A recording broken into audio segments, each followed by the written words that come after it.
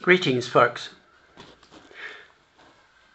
The image of God presented to us in the New Testament is primarily an image of a God who is compassionate, gentle, but firm, understanding, willing to serve, ready to make himself vulnerable, sensitive, approachable, and loving. And that image is represented particularly through Jesus Christ, of course.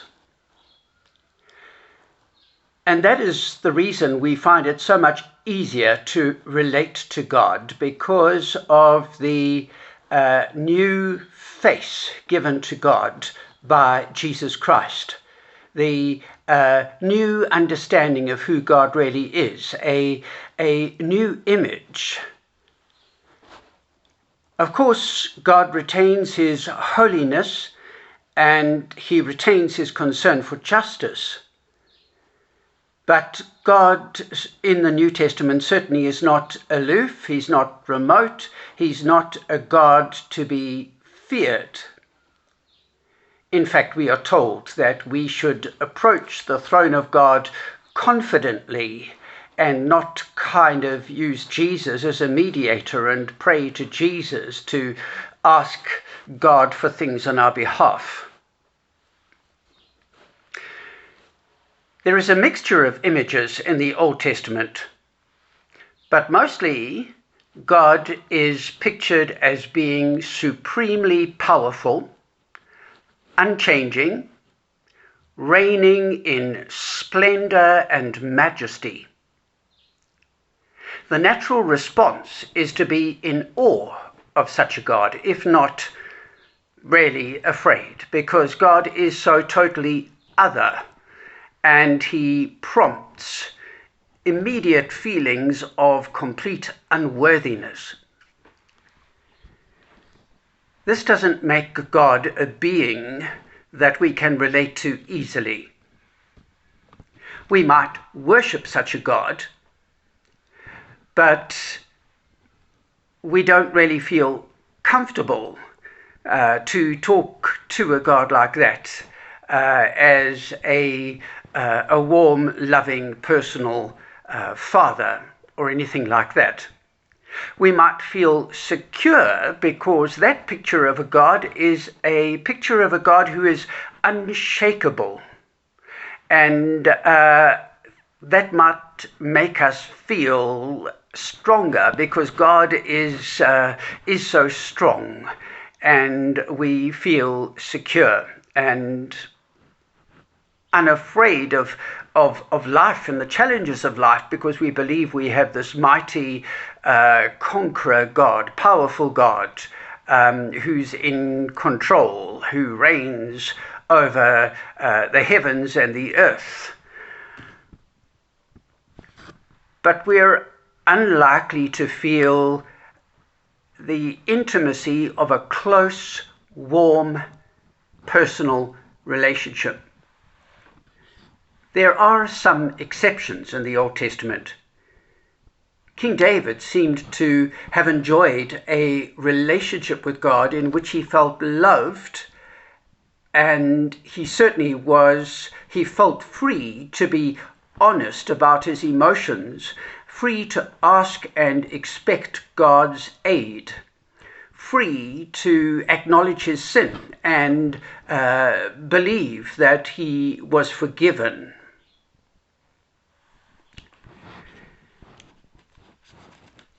One Chronicles chapter 29, beginning at verse 10. Then David blessed the Lord in the presence of all the assembly. David said, "Blessed are you, O Lord, the God of our ancestor Israel, forever and ever. Yours, O Lord, are the greatness, the power, the glory, the victory, and the majesty. For all that is in the heavens and on the earth is yours. Yours is the kingdom, O Lord, and you are exalted as head above all. Riches and honor come from you, and you rule over all. In your hand are power and might, and it is in your hand to make great and to give strength to all. And now, our God, we give thanks to you and praise your glorious name. God, according to that passage, is powerful, ready to judge and punish ruthlessly, so that the nations are filled with terror in their response to such a God. And then we could look at Isaiah, and this is a very well-known passage. It's Isaiah chapter 6. And we have that picture again of a very powerful and remote and awe-inspiring God. In the year that King Uzziah died, I saw the Lord sitting on a throne, high and lofty, and the hem of his robe filled the temple. Seraphs were in attendance above him. Each of them had 6 wings. With 2 they covered their faces, and with 2 they covered their feet, and with 2 they flew. And one called to another and said, Holy, holy, holy is the Lord of hosts. The whole earth is full of his glory. The pivots on the thresholds shook at the voices of those who called, and the house filled with smoke. And I said, Woe is me! I am lost, for I am a man of unclean lips, and I live among a people of unclean lips, yet my eyes have seen the King, the Lord of hosts. God is seated on a throne, high and lofty, with a flowing robe that fills the whole temple. He's attended by strange heavenly creatures called seraphs with 6 wings, and they are continuously declaring God's great holiness. And the pivots on the temple, on the thresholds of the temple, shake because of the thunderous noise of the seraphs, and they're calling out, crying out, shouting, and the temple is filled with smoke. The instinctive response is a profound awareness of uncleanness, unworthiness, hopelessness, almost despair, and fear as well.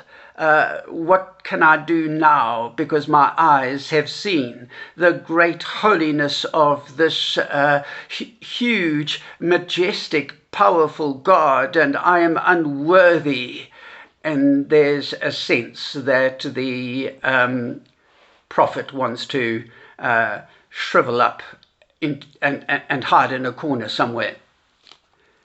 And so the passage I read from 1 Chronicles chapter 29 speaks of God as great and powerful and glorious and majestic, enthroned over everything that exists, in control, the one who possesses everything, the one who created everything, the one who bestows riches and honor, mighty, the one who makes great and gives strength.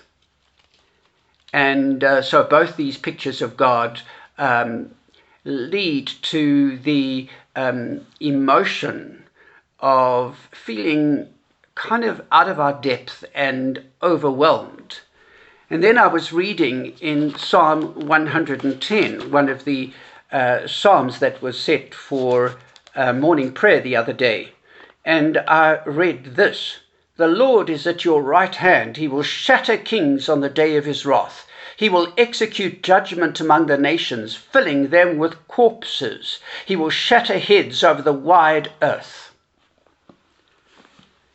And that particularly is not an appealing image of God, filling the nations with corpses. God is powerful, ready to judge and punish ruthlessly, so that the nations are filled with corpses and heads are shattered all over the wide earth. I'm sure that all of us have problems with some aspects of these images of God. But every now and again in the Old Testament, we get a glimpse of a God who is much more humane. And those glimpses are like breaths of fresh air. Psalm 139 speaks of a God who knows us intimately, who pursues us in love. God appears to be determined to chase after us, to stay with us, and he's utterly patient and uncondemning and wanting our best welfare. God is involved personally in forming us in the womb, according to Psalm 139. He plans every detail about our the composition of our bodily elements and every detail of our lives, it seems. And the impression is given that each of us is a unique work of art. And God continues, according to the picture of God presented in that Psalm 139, God continues to be intricately and intimately involved in our affairs. And another passage which is wonderful is Isaiah 49, verses 14 to 16. And this passage speaks of God's commitment to his people, his loving kindness and his compassion. God compares himself with a woman nursing her child, and the image of being carved on the palms of God's hands is wonderfully comforting. Of course, Isaiah is speaking about Zion and not individual Jews or individual anyone. He's speaking about the nation, the people. But nevertheless, it presents us with a picture of a God who is loving and tender and nurturing. And it's wonderful when we see those more feminine aspects of God portrayed. Psalm 23 is another greatly loved piece of Old Testament scripture, speaking of a loving shepherd, God meeting our personal needs, God protecting and providing and honoring those who trust in him. The point of all of this is to illustrate how much easier it is to relate to a God who is personal, intimate, approachable, compassionate, rather than a God who is supreme being and causes spasms of trembling terror whenever we think about him. I have no doubt that one of the reasons Jesus came was to give us a new understanding of God, to give God a new face. Did God intend that we should ditch the old, unhelpful images of God altogether? That is an issue that I've been wondering about.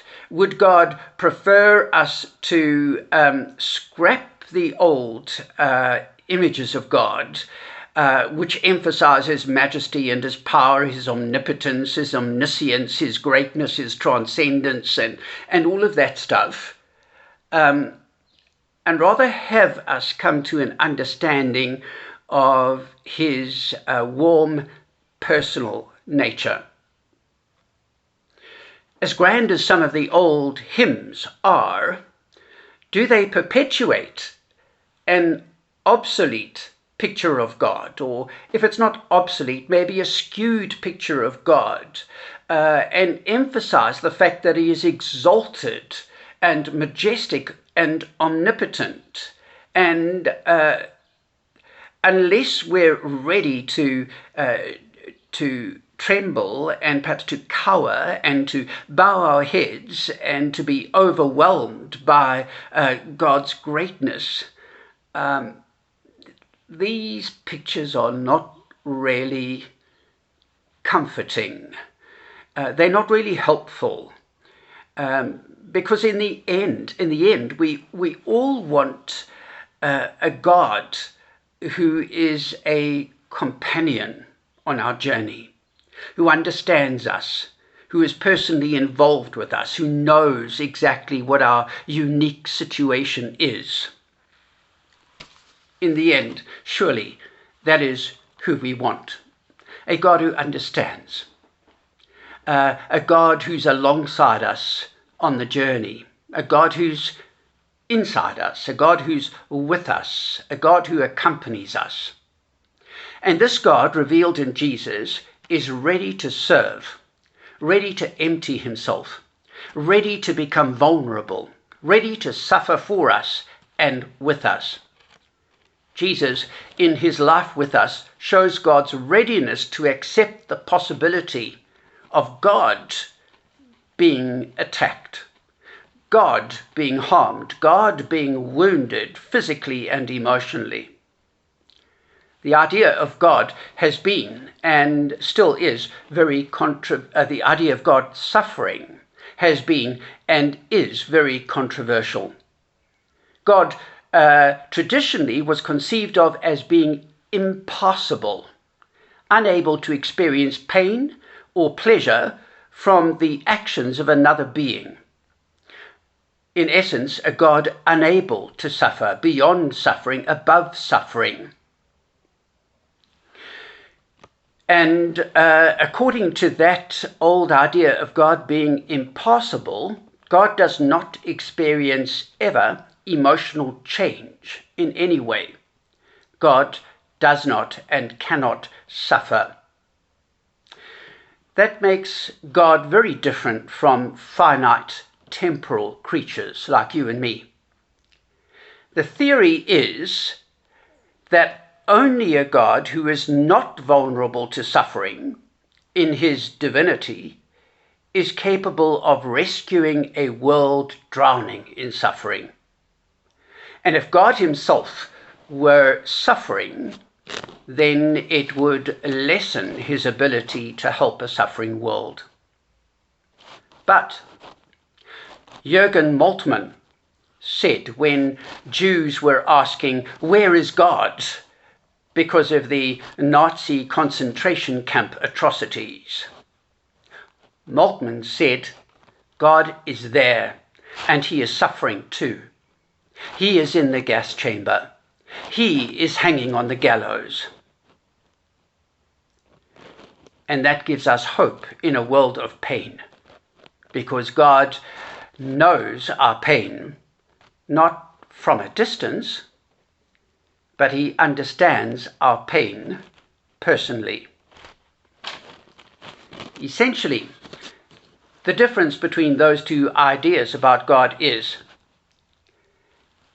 God the one who is much greater and the one who does not suffer and the one who comes in to rescue us when we're in danger, trouble, and suffering? Or is God the one who suffers with us? The gods of Greek mythology were susceptible to emotional fluctuation. Their moods changed and they were whimsical and capricious. The Christian God, in contrast, was immutable, unchanging, the one who overcomes suffering, redeeming us and restoring justice. But to be honest, God doesn't often seem to rescue us out of a situation. We have to cope with our struggles as best we can until perhaps circumstances change. And maybe the best we can hope for is that God is present with us in our suffering, that God makes his presence known and felt, and that God enters into our pain so fully that God suffers with us. Surely that is the experience of a parent who watches their child suffer. The parent experiences pain because of their child who is suffering. I know which I prefer of those two options. I prefer a suffering God who feels my pain, a vulnerable God who so often identifies clearly with our weakness, a God who himself suffered in Jesus torment and anguish and the pain of rejection. And so I'm at the point in my life when I'm ready to ditch the Supreme Being, in favor of a God who feels my pain. How about you? This is not just a matter for theologians and philosophers. We need to try to work out what we believe. And we need to make sure that our experience of life and our experience of God and our beliefs about God match, we can make sense of them. And I was reminded of a picture from the Old Testament, that picture of Shadrach, Meshach, and Abednego thrown into a blazing furnace, and King Nebuchadnezzar II, when he looks at the fire, he sees 4 figures, 4 men walking in the flames, and the 4th is like a son of God. Is this an image that communicates that God is with us in the fire? And also the disciples out on a boat on the Sea of Galilee in a storm, and the wind is raging and the waves are huge, and they are threatened with the boat capsizing and drowning. And Jesus comes walking towards them on the water, and when he climbs into the boat, everything settles down. And so I think we do have pictures of a God who is in the thick of the fire, in the blazing furnace with us, a God who is in the boat, and not a God who is above, out there somewhere, and just shouting words of encouragement.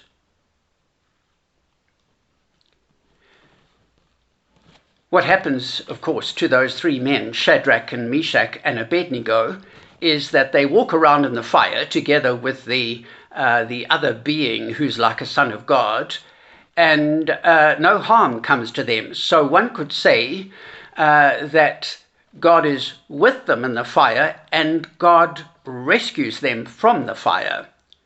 So they were able to have their cake and eat it. We're not normally so lucky. Again, who do you believe God to be?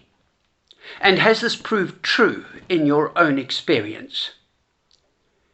Is God seated on a heavenly throne, robed in majesty? Or is God feeling the pain of the world and itching to come alive in us so that we seek to lessen the pain of others? Of course, we don't have the power to change the truth about who God is, but we must try to understand who this God is and what we believe about him. And so we ask, God, help us to see you more clearly, to love you more dearly, and to follow you more nearly, day by day. Amen, and God bless.